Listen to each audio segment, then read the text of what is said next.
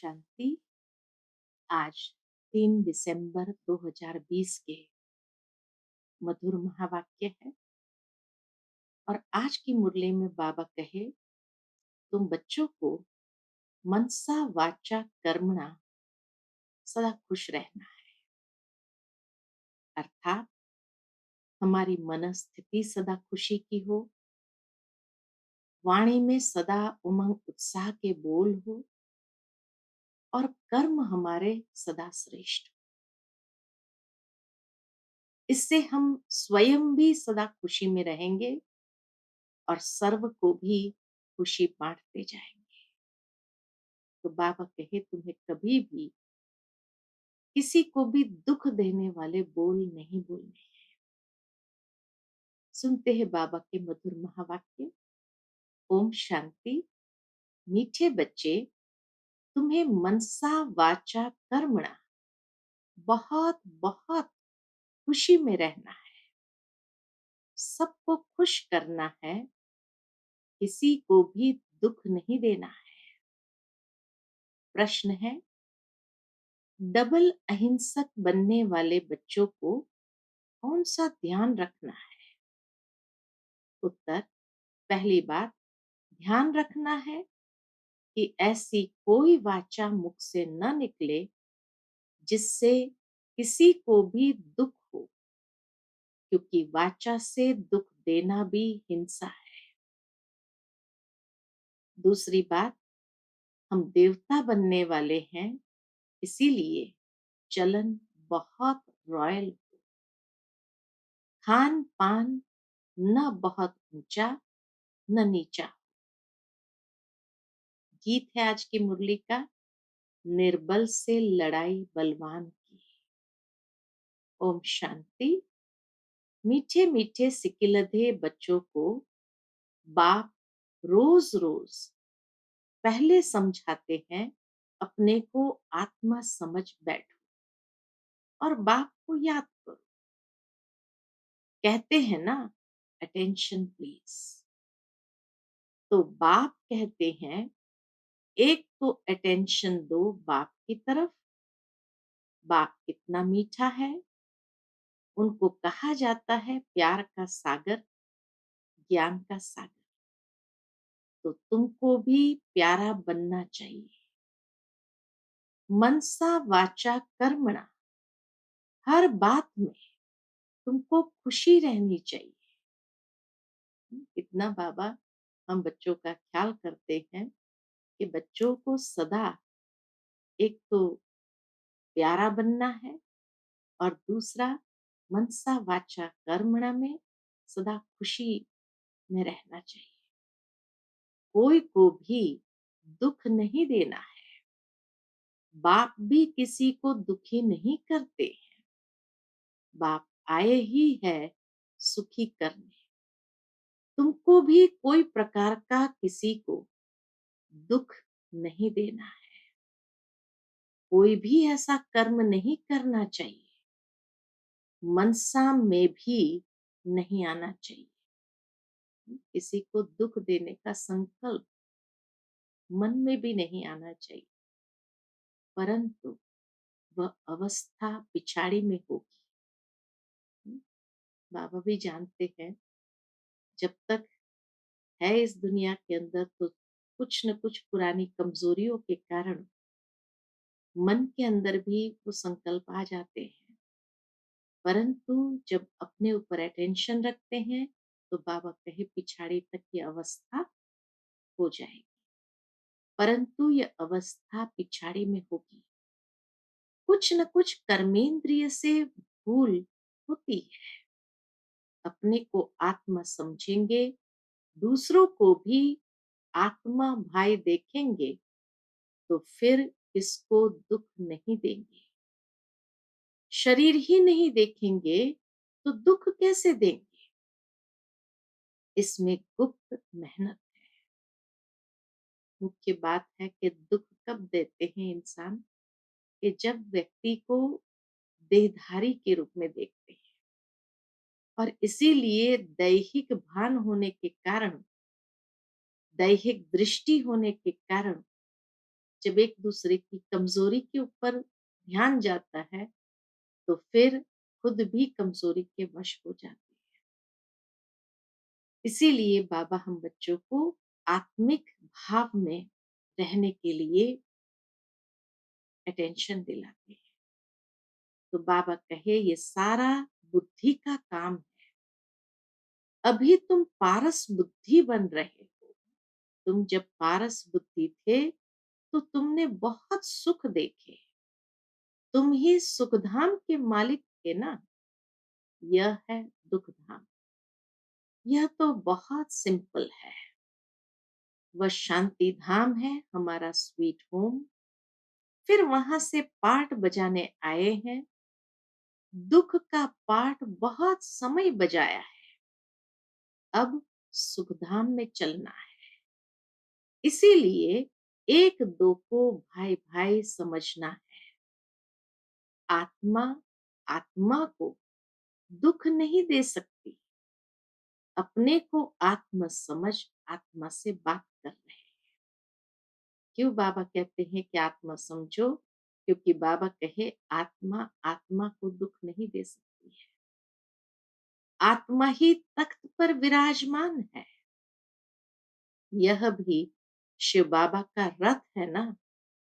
बच्चियां कहती है हम शिव बाबा के रथ को श्रृंगारते हैं, शिव बाबा के रथ को हिलाते हैं। बाबा की सेवा में हमेशा लच्छू दादी और चंद्रास बाबूजी रहते थे। तो उनको विशेष ये नशा रहता था, शिव बाबा के रथ को खिलाते हैं तो शिव बाबा ही याद रहता है। वह है ही कल्याणकारी बाप। कहते हैं मैं 5 तत्वों का भी कल्याण करता। वहां कोई भी चीज कभी तकलीफ नहीं देती है। यहाँ तो कभी तूफान, कभी ठंडी, कभी क्या होता रहता है। वहां तो सदैव बहारी मौसम रहता है। दुख का नाम नहीं। वह है ही हेवन। बाप आए हैं तुमको हेवन का मालिक बनाने। ऊंचते ऊंच भगवान है। ऊंचते ऊंच बाप, ऊंचते ऊंच सुप्रीम टीचर भी है। तो जरूर ऊंचते ऊंच ही बनाएंगे ना। तुम यह लक्ष्मी नारायण थे ना। ये सब बातें भूल गए हो। ये बाप ही बैठ समझाते हैं। ऋषियों मुनियों आदि से पूछते थे आप रचयिता और रचना को जानते हो? तो नेति नेति कह देते थे। जबकि उनके पास ही ज्ञान नहीं था तो फिर परंपरा कैसे चला आ सकता है? बाबा कहे जब उनके पास ही ज्ञान नहीं था तो फिर परंपरा कैसे चल सकता? बाप कहते हैं यह ज्ञान मैं अभी ही देता हूं। तुम्हारी सदगति हो गई फिर ज्ञान की दरकार नहीं। दुर्गति होती ही नहीं। सतयुग में दुर्गति होती ही नहीं। सतयुग को कहा जाता है सदगति। यहाँ है दुर्गति। परंतु यह भी किसको पता नहीं है कि हम दुर्गति में है। बाप के लिए गाया जाता है लिबरेटर, गाइड, खेवैया। विषय सागर से सबकी नैया पार करते हैं। उसको कहते हैं क्षीर सागर। विष्णु को क्षीर सागर में दिखाते हैं। यह सब है भक्ति मार्ग का गायन। बड़ा बड़ा तालाब है जिसमें विष्णु का बड़ा चित्र दिखाते हैं। नेपाल के अंदर बहुत बड़ा कुंड बनाया हुआ है जिसके बीचों बीच विष्णु की लेटी हुई प्रतिमा है। तो वहां जाकर के सभी भक्ति मार्ग के अंदर यही सोचते हैं कि क्षीर सागर में वो लेटा है। बाप समझाते हैं तुमने ही सारे विश्व पर राज्य किया है, अनेक बार हार खाई और जीत पाई। बाप कहते हैं काम महाशत्रु है, उन पर जीत पाने से तुम जगत जीत बनेंगे। तो खुशी से बनना चाहिए ना। भल गृहस्थ व्यवहार में, प्रवृत्ति मार्ग में रहो, परंतु कमल फूल समान पवित्र रहो। अभी तुम कांटों से फूल बन रहे हो। समझ में आता है यह है फॉरेस्ट ऑफ थॉर्न्स, अर्थात कांटों का जंगल। एक दो को कितना तंग करते हैं, मार देते हैं, तो बाप मीठे मीठे बच्चों को कहते हैं तुम सबकी अब वानप्रस्थ अवस्था है। छोटे बड़े सबकी वानप्रस्थ अवस्था है। तुम वाणी से परे जाने के लिए पढ़ते हो ना। तुमको अभी सतगुरु मिला है, वह तो वानप्रस्थ में तुमको ले ही जाएंगे। यह है यूनिवर्सिटी। भगवान वाच है ना, मैं तुमको राजयोग सिखलाकर राजाओं का राजा बनाता हूं। तो पूज्य राजाएं थे, वही फिर पुजारी राजाएं बनते हैं। तो बाप कहते हैं बच्चे अच्छी रीति पुरुषार्थ करो। क्या पुरुषार्थ करना है? दैवी गुण धारण करो, भल खाओ पियो, श्रीनाथ द्वारे में जाओ, वहां घी के माल ढेर मिलते हैं। घी के कुएं ही बने हुए हैं। खाते फिर कौन है? माल बनते हैं लेकिन खाते फिर कौन है? पुजारी। श्रीनाथ और जगन्नाथ दोनों को काला बनाया है। जगन्नाथ के मंदिर में देवताओं के गंदे चित्र हैं। वहां चावल का हांडा बनाते हैं, वह पक जाने से चार भाग हो जाते हैं। सिर्फ चावल का ही भोग लगता है, क्योंकि अभी साधारण है ना। ये निशानी है कैसे कलयुग के अंदर साधारण, वही जाकर के फिर वहां शाहूकार बनते हैं। इस तरफ गरीब, कलयुग के अंदर गरीब, और उस तरफ शाहूकार। अभी तो देखो कितने गरीब हैं, खाने पीने को कुछ नहीं मिलता है। सतयुग में तो सब कुछ है। तो बाप आत्माओं को बैठ समझाते हैं। शिव बाबा बहुत मीठा है, वह तो है निराकार। प्यार आत्मा को किया जाता है ना, आत्मा को ही बुलाया जाता है। शरीर तो जल गया, उनकी आत्मा को बुलाते हैं, ज्योति जगाते हैं। इससे सिद्ध है कि आत्मा को अंधियारा होता है। वो ज्योति जगाते हैं, सोचते हैं आत्मा को अंधियारा न हो। बहुत सुंदर बात बाबा ने यहाँ कही है। आत्मा है ही शरीर रहित, तो फिर अंधियारे आदि की बात कैसे हो सकती है? वहां यह बातें होती नहीं। यह सब है भक्ति मार्ग। आत्मा को बुलाने की बातें सतयुग में नहीं होती है। ये सब है भक्ति मार्ग। बाप कितना अच्छी रीति समझाते हैं। ज्ञान बहुत मीठा है, इसमें आंखें खोल कर सुनना होता है। बाप को तो देखेंगे ना। तुम जानते हो शिव बाबा यहाँ विराजमान है, तो आंखें खोल कर बैठना चाहिए ना। बेहद के बाप को देखना चाहिए ना। आगे बच्चियां बाबा को देखने से ही ध्यान में चली जाती, आपस में भी बैठे बैठे ध्यान में चले जाते, आंखें बंद और दौड़ती रहती थी। कमाल तो थी ना। बाप समझाते रहते हैं एक दो को देखते हो तो ऐसे समझो हम भाई आत्मा से बात करते हैं। बीच बीच में फिर बाबा हमारा अटेंशन आत्मा या आत्मिक स्थिति की तरफ खिंचवाते हैं।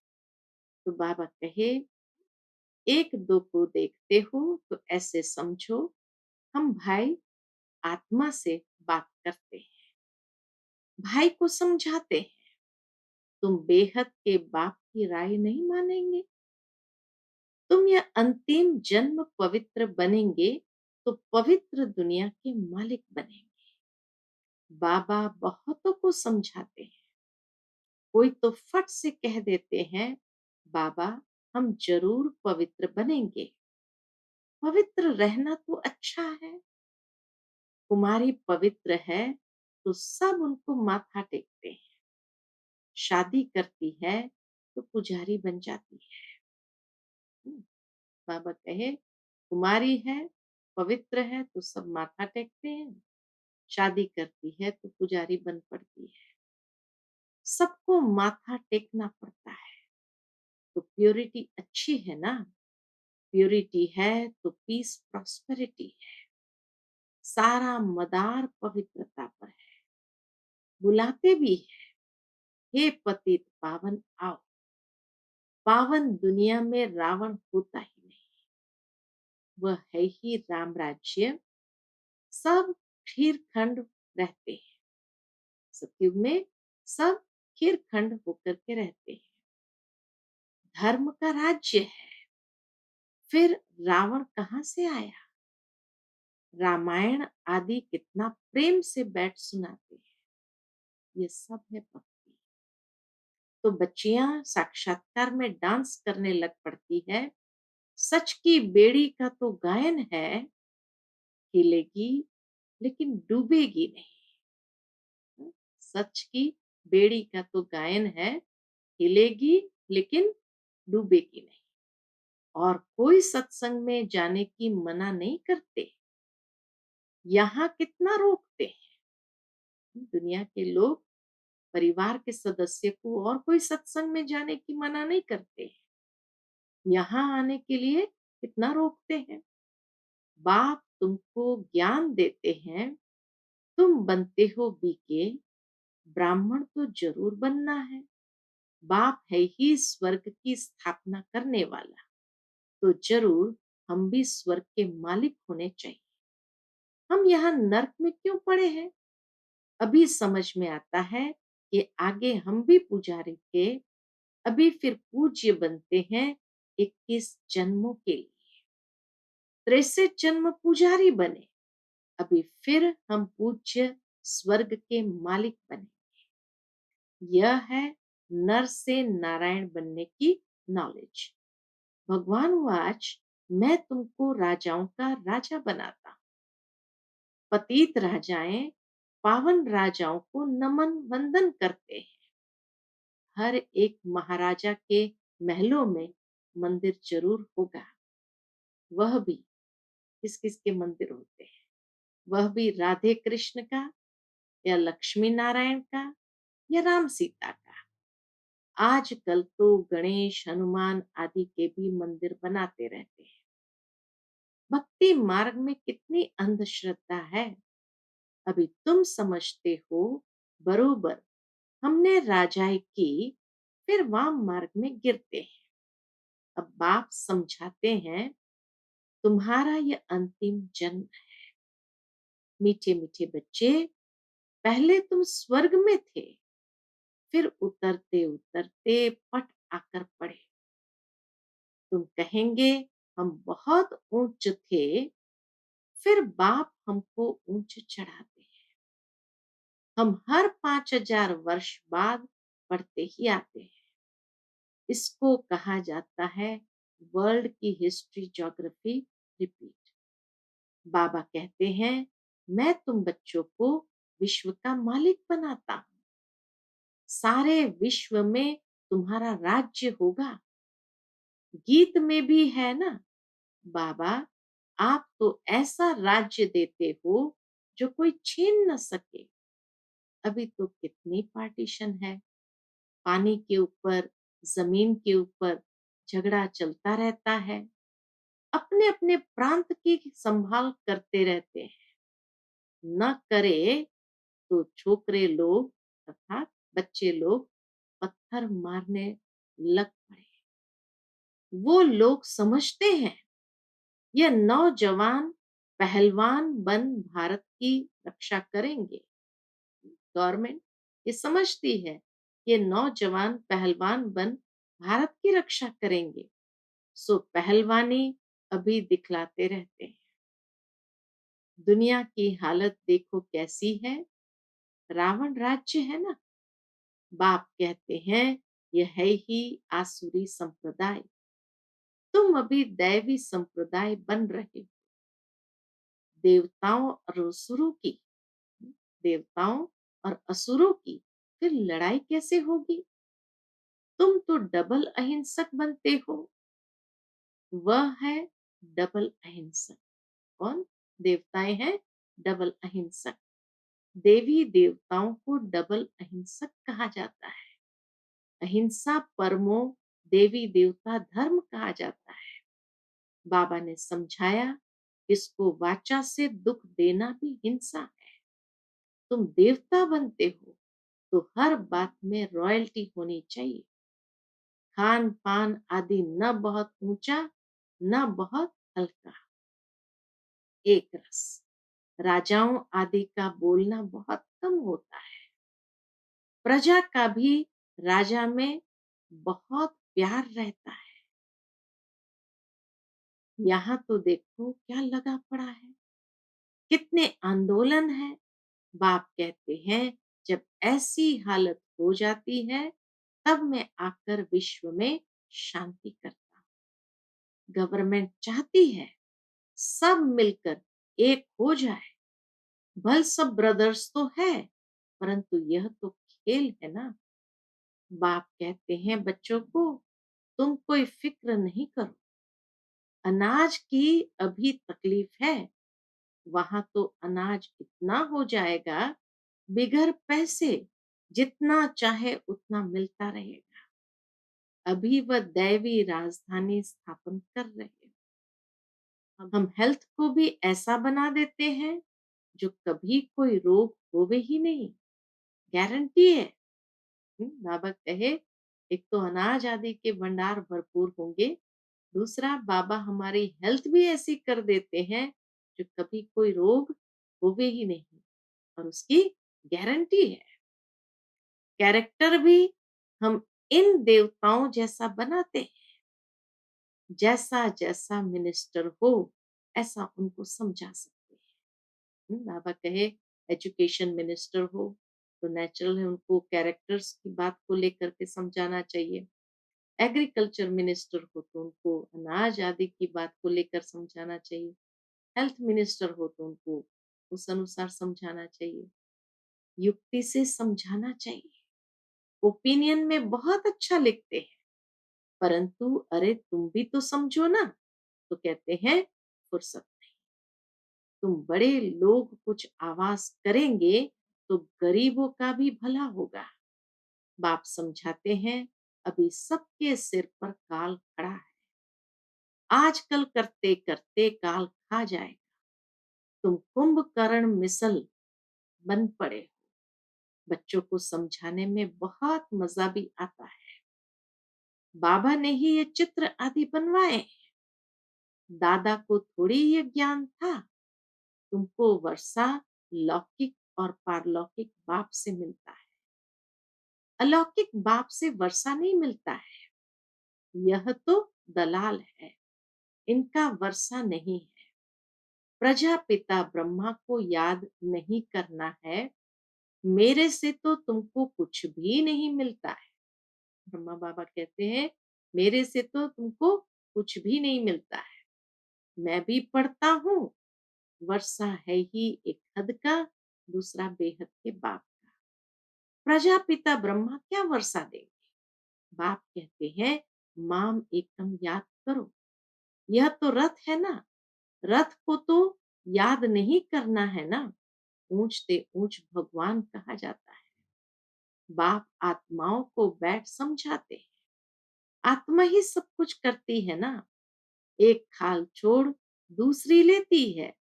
जैसे सर्प का मिसाल है, ब्रह्मरिया भी तुम हो। ज्ञान की भू भू करो। ज्ञान सुनाते सुनाते तुम किसी को भी विश्व का मालिक बना सकते हो। बाप जो तुम्हें विश्व का मालिक बनाते हैं, ऐसे बाप को क्यों नहीं याद करेंगे? अब बाप आया हुआ है तो वर्षा क्यों नहीं लेना चाहिए? ऐसे क्यों कहते हैं कि फुर्सत नहीं मिलती है?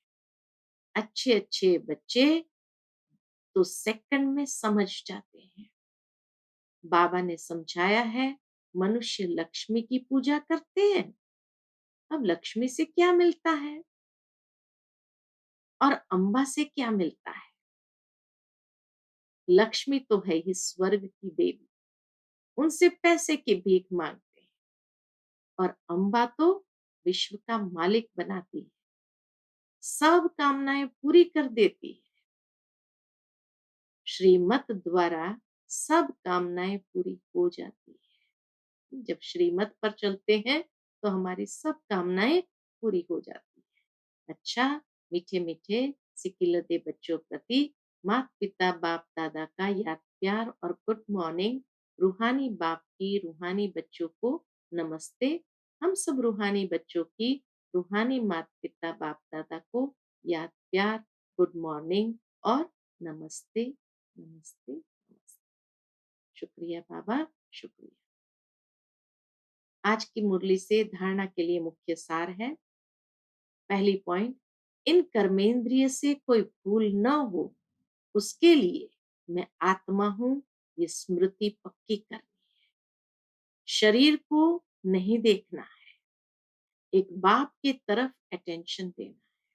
दूसरी पॉइंट, अभी वानप्रस्थ अवस्था है, इसलिए वाणी से परे जाने का पुरुषार्थ करना है।